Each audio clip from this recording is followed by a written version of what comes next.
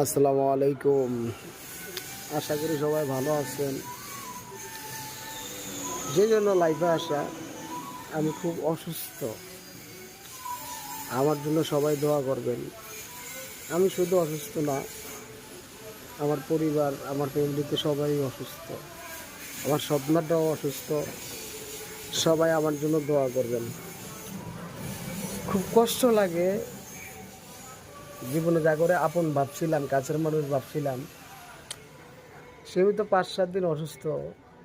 তারা একবার ফোন দিয়া বলে না যে কি অবস্থা, সুস্থ নি, আগের থেকে একটু অবস্থা পরিবর্তন হয়েছে নি, ভালো নি। এই হলো অবস্থা। দেখেন শরীরটা কীভাবে ঘামাইতেছে, 24 ঘন্টায় শরীরটা ঘামায় আমার।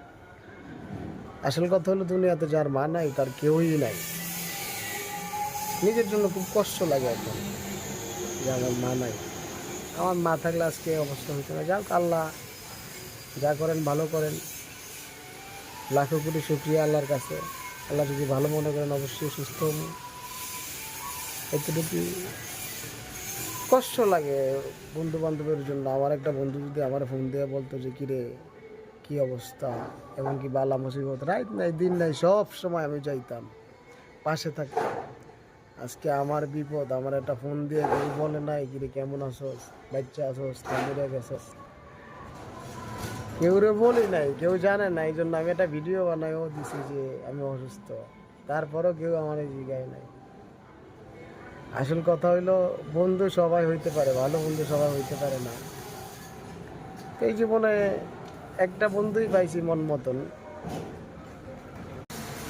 এক বন্ধুই পাইছি মন মতন। তবে তারে সামনে আনতে চাই না, প্রকাশ করতে চাই না, শুধু নামটাই বলি। তার নাম হইলো হাসান। হয়তো যারা আমার বন্ধু চলেন ফিরেন তারা অবশ্যই জানবেন, এমনকি শুনবেন। সুখ সময় ওরই। তো যাই হোক, দোয়া আমার জন্য, ফ্যামিলির সবার জন্য, আপনাদের জন্য দোয়া করি। শরীরটা ভালো না, খালি ঘামাই দুর্বল। সবাই ভালো থাকুন। আসসালামু আলাইকুম।